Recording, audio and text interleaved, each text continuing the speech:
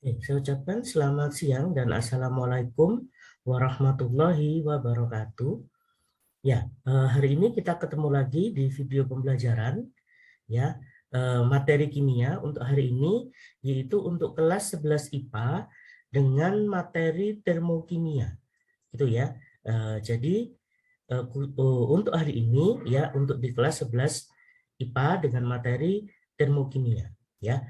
Baik, pada materi ini saya hanya akan memperkenalkan dasar-dasar dari termokimia terlebih dahulu gitu ya. Baru nanti di video-video berikutnya baru ada contoh soal dan juga perhitungan-perhitungan yang sering ya, baik itu perhitungan pada soal gitu ya maupun yang mungkin ada prakteknya sedikit ya. Jadi tergantung Bapak Ibu guru yang ada di sekolahnya masing-masing gitu ya. Oke, baik, eh, segera kita mulai materinya.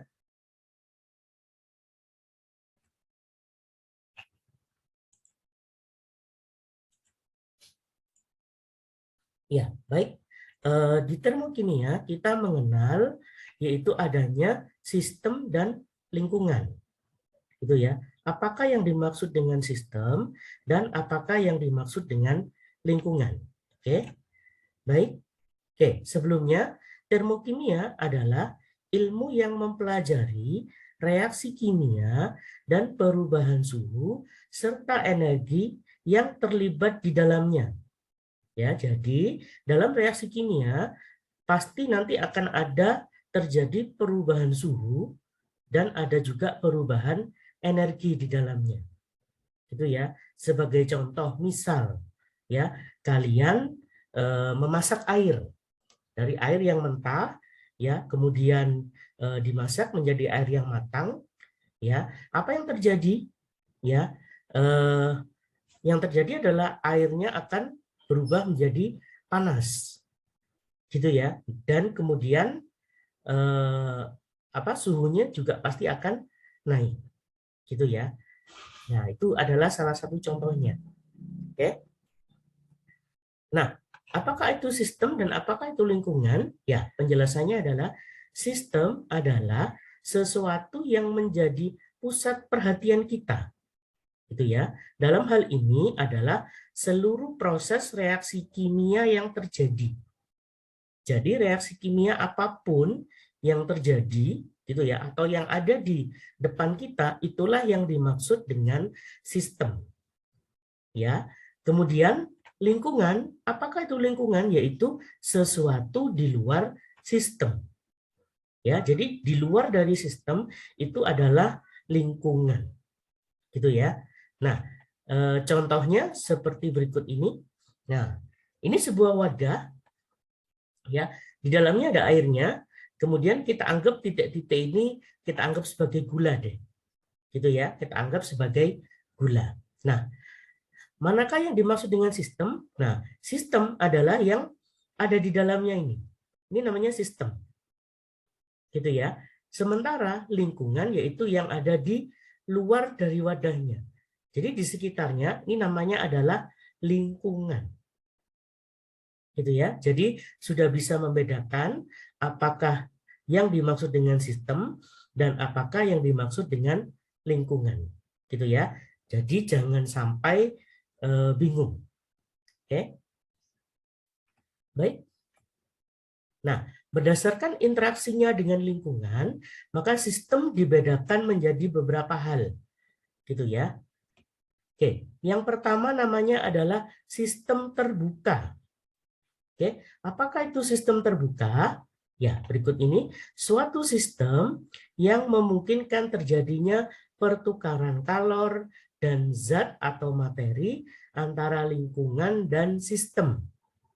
Oke, jadi kalau sistemnya terbuka, nanti akan terjadi pertukaran kalor dan materi dari lingkungan ke sistem atau sebaliknya. Ya, karena sistemnya terbuka. Oke, sebagai contoh air panas ya yang kalian letakkan pada wadah atau kalian letakkan pada cangkir.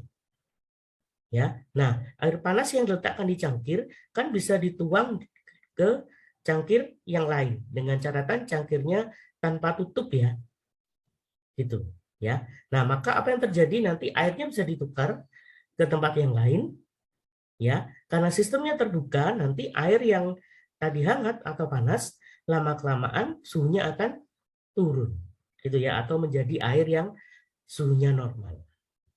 Oke, jadi itulah yang dimaksud dengan sistem terbuka. Baik, yang kedua namanya adalah sistem tertutup. Oke, kalau sistem tertutup yaitu sistem yang memungkinkan terjadinya pertukaran kalor antara sistem dan lingkungannya, ya, tetapi tidak terjadi pertukaran materi.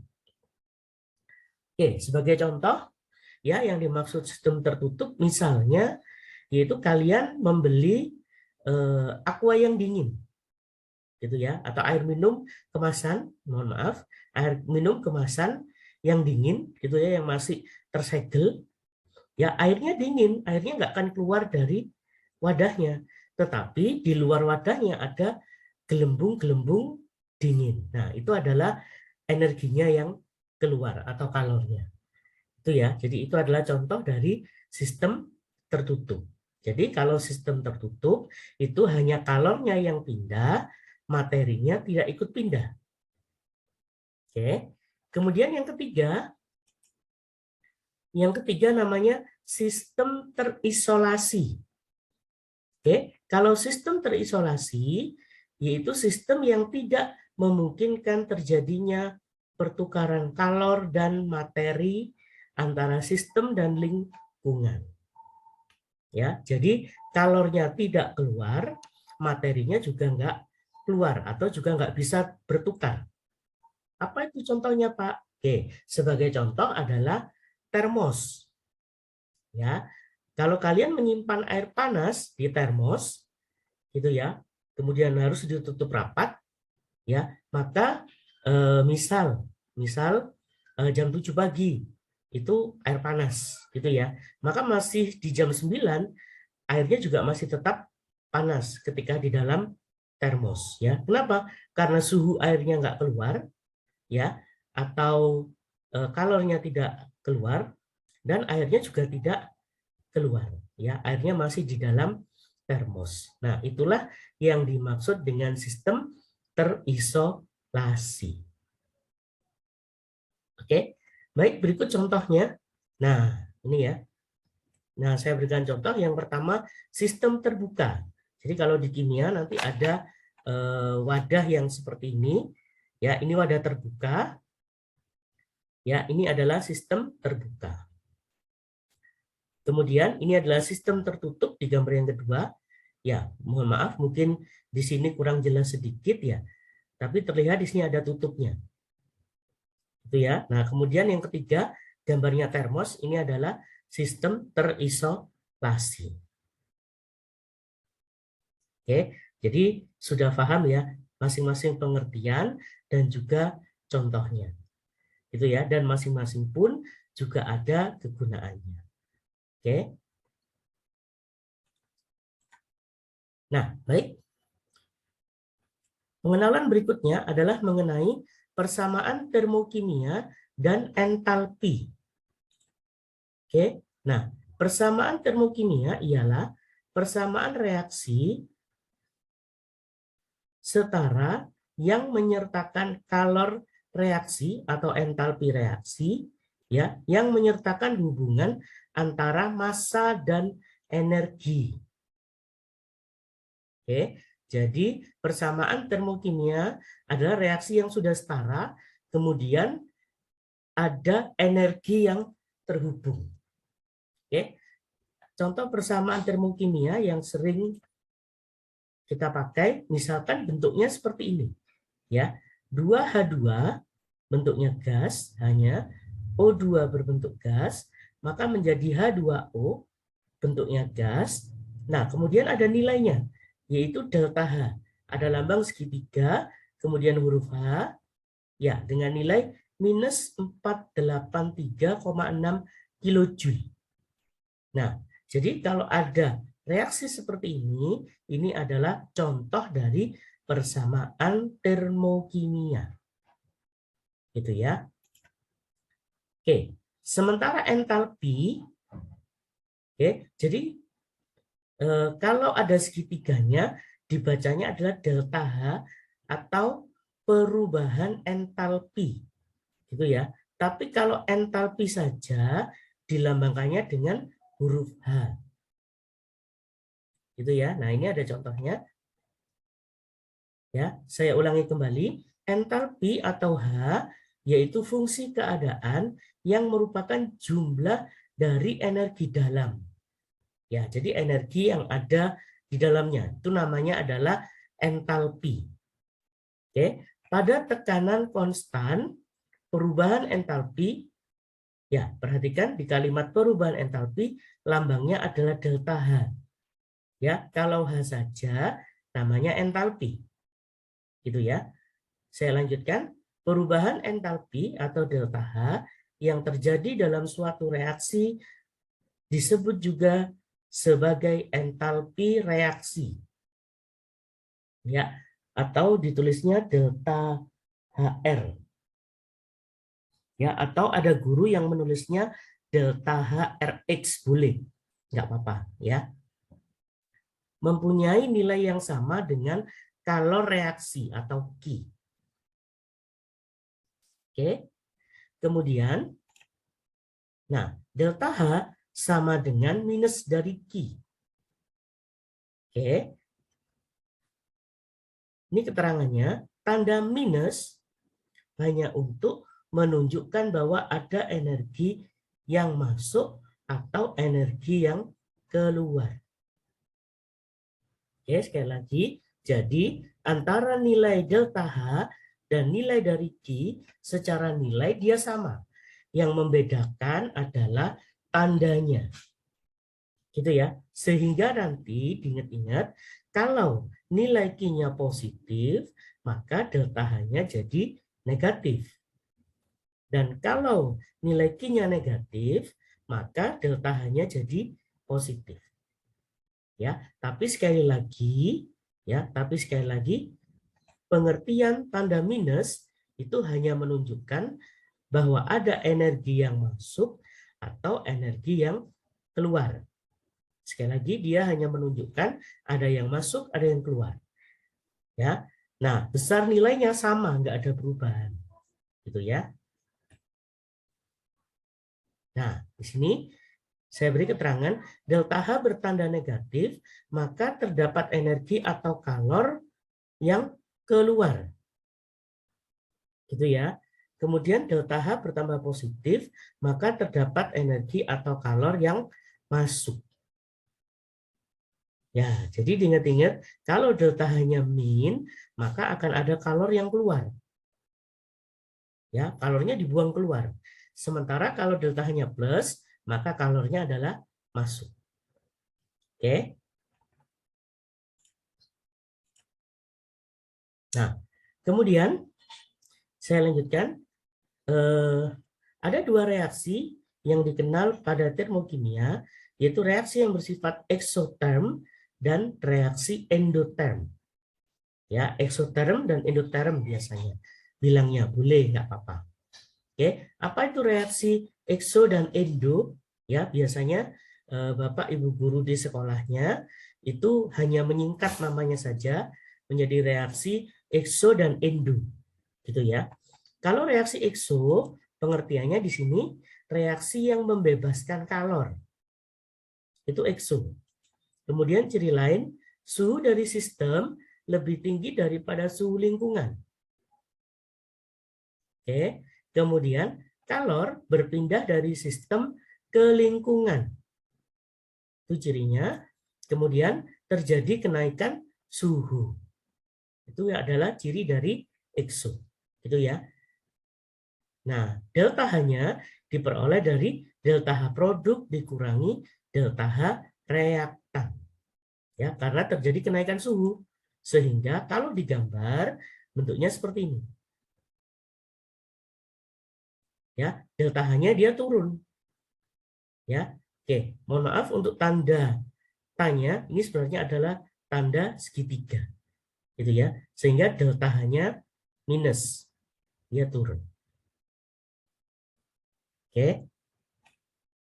Nah, yang kedua yaitu reaksi endoterm. Kalau reaksi endo, ya sekali lagi, endo kebalikan daripada exo. Oke, itu cirinya membutuhkan kalor. Jadi kalau exo membebaskan, kalau endo membutuhkan. Ya, kebalikan membebaskan yaitu membutuhkan, atau ada yang bilang mengikat kalor, boleh. Tidak apa-apa, ya. Baik, kemudian suhu sistem lebih kecil daripada suhu lingkungan. Oke, suhu sistem lebih kecil daripada suhu lingkungan. Kemudian kalor berpindah dari lingkungan ke sistem. Kemudian terjadi penurunan suhu. Nah, baru dirumuskannya delta H sama dengan reaktan dikurangi produk. Ya, tentu saja kebalikan daripada yang exo. Oke. Nah, sebagai contoh gambarnya seperti ini. Ya, reaksi endoterm. Ya, ini juga sama, mohon maaf, lambang tanda tanya ini sebenarnya adalah lambang segitiga, ya. Jadi yang dimaksud adalah delta H. Ya, delta H-nya di atas 0. Sementara yang ini delta H-nya di bawah 0. Gitu ya. Jadi sekarang sudah bisa ya bahwa apa yang dimaksud dengan reaksi exotherm dan reaksi endotherm. Ya, jadi jangan sampai tertukar. Gitu ya, jangan sampai tertukar ya. Karena kalau ulangan kadang sekali lagi sama Bapak Ibu gurunya pengertian ya atau jawaban itu sengaja kadang dibolak-balik. Ya, tujuannya apa? Biar siswanya bingung. Ya. Tapi ya ini sudah saya berikan ringkasan. Jadi pola belajarnya bisa jauh lebih mudah. Oke. Oke, berikutnya adalah jenis-jenis perubahan entalpi. Oke. Yang pertama yaitu perubahan entalpi pembentukan standar. Oke. Yaitu perubahan entalpi ketika 1 mol senyawa terbentuk dari unsur-unsur pembentuknya pada kondisi standar. Oke, sebagai contoh misalnya delta HF pembentukan 1 mol H2O cair dari gas H2 dan gas O2 adalah minus 260 kJ per mol. Ya, maka bentuk seperti ini kita ubah dalam bentuk reaksi. Ya, nah perhatikan di sini, mohon maaf, persamaan termokimianya adalah, nah bentuknya seperti ini.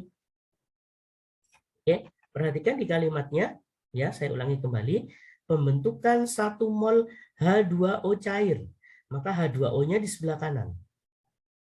Ya, sebelah kanan tanda panah, karena dia bilangnya cair, maka lambangnya adalah L kecil atau liquid, karena air. Gitu ya. Berasal dari siapa? Perhatikan gas H2. Ya, berarti H2 wujud di bawahnya adalah G atau gas. Kemudian gas O2. Berarti O2 wujudnya juga G, ya, yaitu gas. Oke, kemudian adalah perhatikan di kalimatnya minus 260 kJ per mol. Nah, berarti ini adalah delta HF karena pembentukan. Ya, jadi segitiga H, kemudian di atas ada derajatnya dengan huruf F. Ya, nilainya min 260 kJ per mol. Ya, satuannya mengikuti apa yang dituliskan pada soal. Oke. Baik, contoh berikutnya. Oke, misalkan cuma seperti ini. Ya, Ca kalsium wujudnya solid, kemudian H2 wujudnya gas, kemudian O2 wujudnya gas, menjadi CaOH2 wujudnya juga gas. Gitu ya. Nah, maka nilainya Misalnya minus 380 kilojoule per mol. Gitu ya.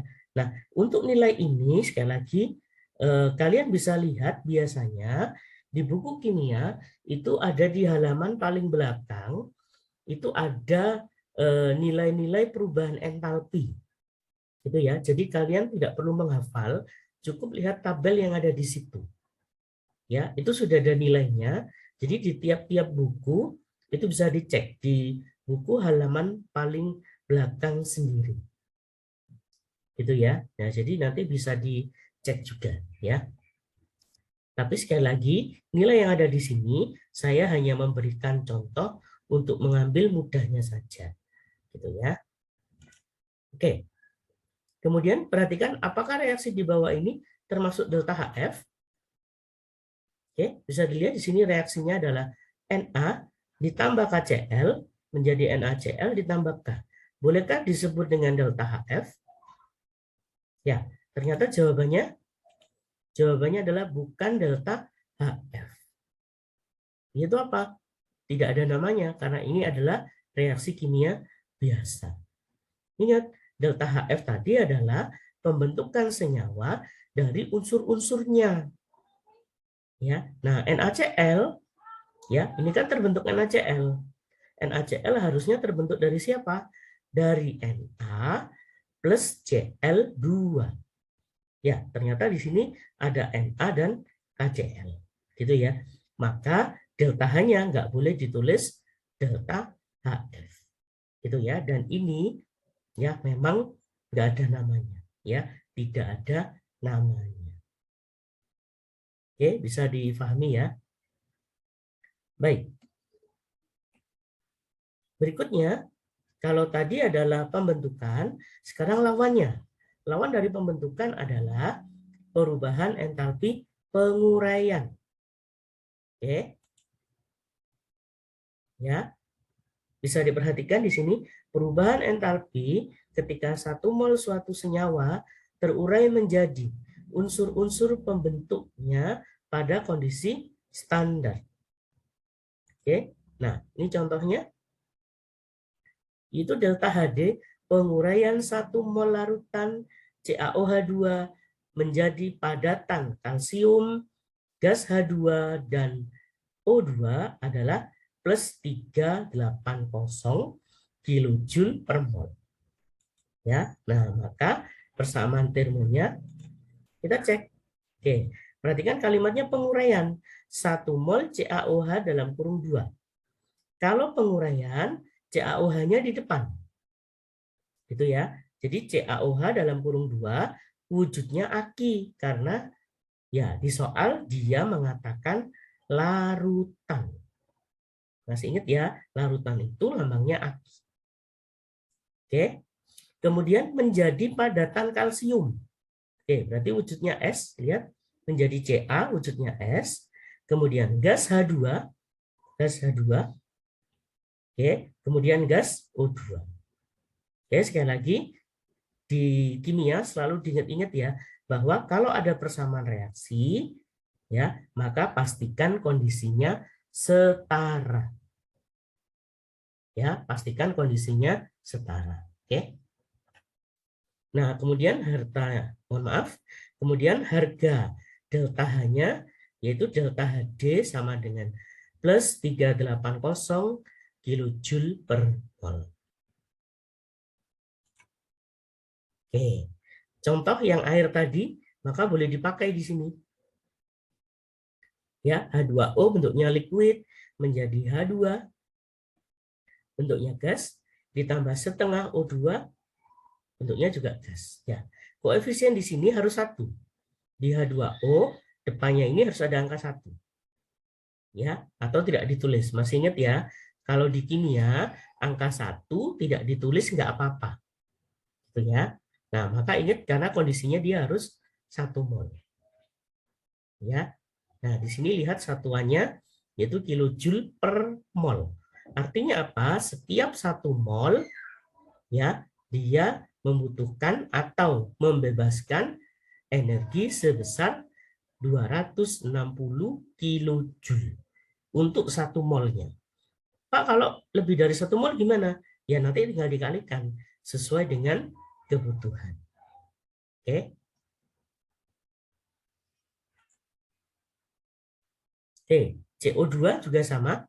CO2 menjadi C plus O2. Gitu ya. Delta HD sekian. Oke. Yang keempat, nah saya beri tanda tanya, apakah ini termasuk delta HD? CO2 menjadi CO plus setengah O2. Oke, jawabannya adalah ternyata bukan delta HD. Kenapa? Perhatikan, di sini masih ada CO. C masih terikat dengan oksigen. Ya, ini nggak boleh. Gitu ya. Nah, sesuai pengertiannya tadi, kita kembali ke atas. Pengertiannya tadi apa? Yaitu perubahan entalpi ketika 1 mol senyawa terurai menjadi unsur-unsur pembentuknya. Ya. Nah, ini masih C masih terikat dengan oksigen. Ya, maka dia tidak boleh disebutnya delta HD. Dia harus C saja. Itu ya, seperti yang di atasnya. Gitu ya. Jadi, kalau nanti menemui seperti ini, menulisnya dia bukan delta HD, melainkan delta H biasa saja. Ya, jadi sudah paham ya. Nah, ini lihat di sini juga C plus O2. Jadi C-nya harus sendirian. Tidak boleh ada oksigen yang masih terikat. Oke.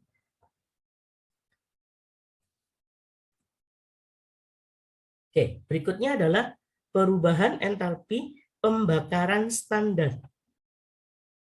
Oke, kalau pembakaran, ya bisa dilihat di sini perubahan entalpi pembakaran standar ialah perubahan entalpi standar pada pembakaran sempurna 1 mol suatu senyawa dalam kondisi standar. Oke, nah contohnya di sini delta Hc pembakaran 1 mol C3H8 menjadi CO2 dan uap air adalah minus 880,85 kJ per mol. Sehingga persamaan termokimianya kita bisa tulis. Oke. Nah, bentuknya seperti ini. C3H8 bentuknya gas ya, ditambah O2 menjadi CO2 plus H2O. Ya, sekali lagi angka-angka ini ya kita tulis untuk menyetarakan reaksinya. Ya, ingat depannya C3H8 koefisiennya harus 1. Ya, karena di sini yang diminta 1 mol senyawa. Senyawanya adalah C3H8. Oke, masih ingat ya, senyawa itu bahasa gampangnya kalau di kimia, bahasa mudahnya ya, senyawa itu minimal terdiri atas 2 buah atom atau 2 buah unsur yang berbeda jenis. Ya, atau 2 unsur yang berbeda, gitu saja. Ya. Oke. Kemudian, nah ini contohnya lagi, C2H5OH plus O2 menjadi CO2 plus H2O. Ya, sekali lagi angka-angka yang ada di sini, ya sekali lagi saya hanya memberikan contoh supaya pembelajaran lebih mudah. Oke. Nah, kalau ada yang di bawah seperti ini, oke, pertanyaannya apakah dia betul termasuk delta Hc? Oke, kita cek. Ya, ini O2.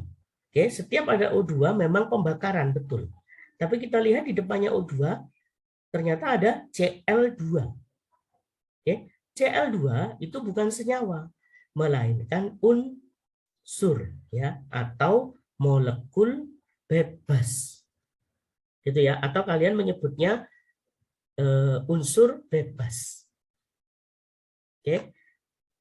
Unsur bebas, kalau unsur bebas itu terdiri dari atom yang sama. Ya. Oke, kembali ke 2 reaksi yang di atas bisa diperhatikan. Ini C dan H.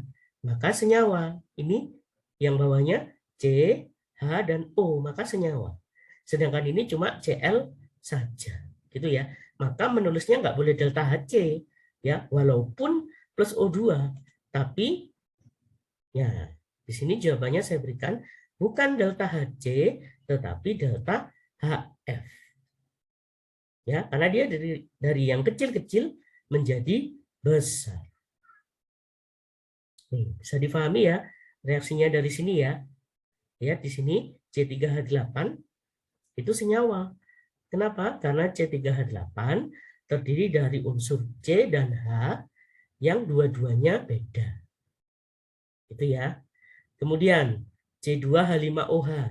Ada C, ada H, ada O, oksigen. Ya, sedangkan ini cuma Cl saja. Ya, maka menulisnya tidak boleh delta Hc, melainkan harus pakai delta Hf.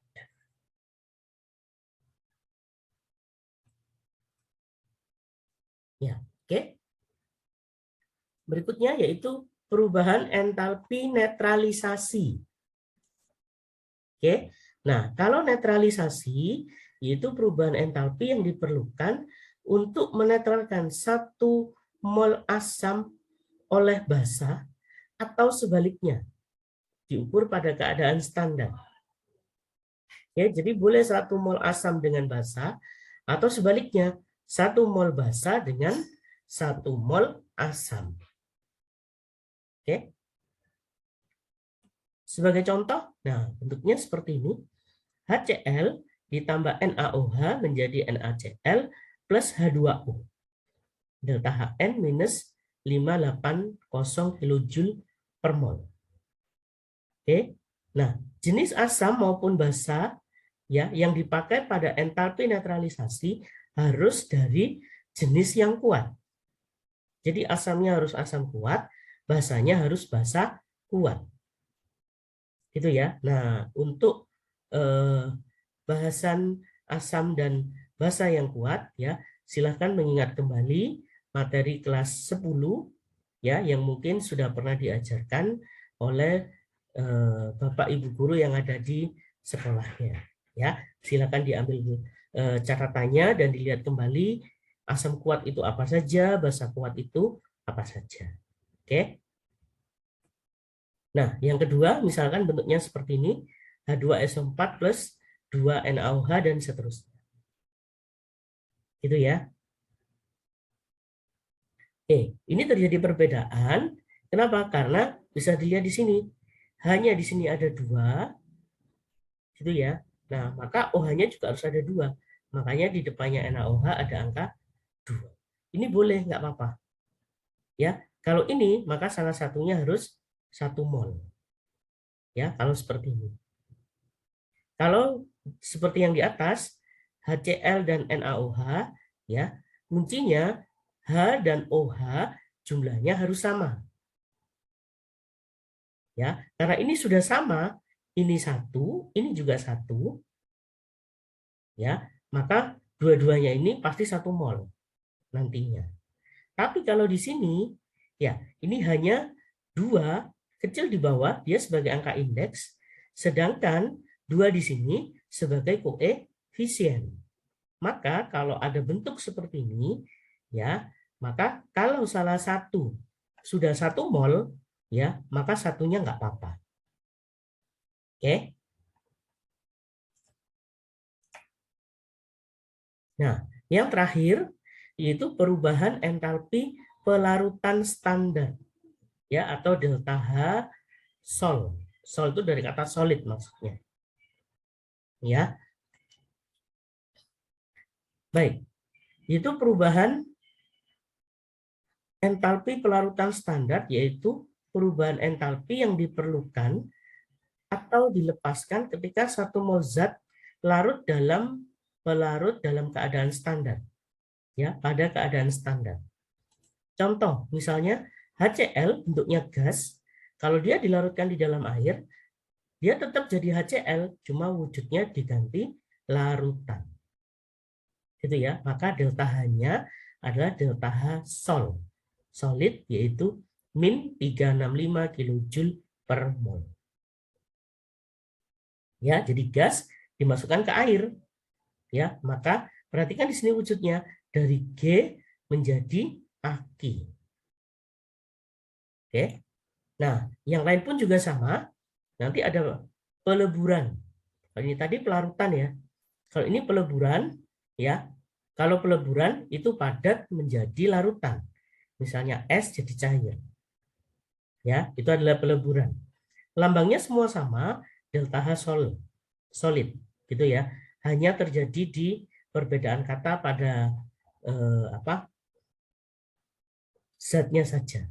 Ya, terjadi pada zatnya saja. Kalau ini pelarutan, kalau ini peleburan. Kemudian ada lagi penguapan. Ya, kalau penguapan itu dari cair menjadi gas. Misalnya air jadi uap air.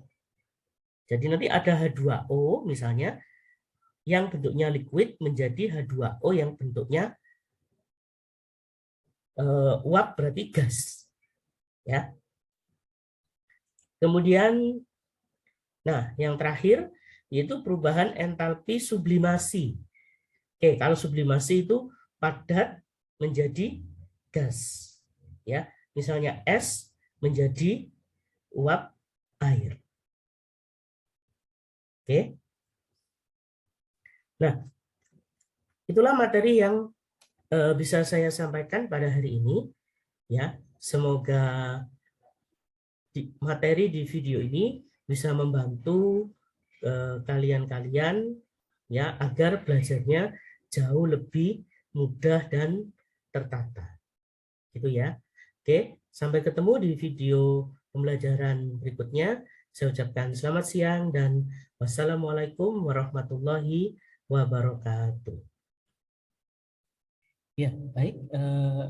Inilah yang bisa saya share untuk siswa-siswi sekalian. Ya, jadi bisa di-share ke teman-teman yang lain ya jika bermanfaat dan agar dapat membantu teman yang lainnya, gitu ya.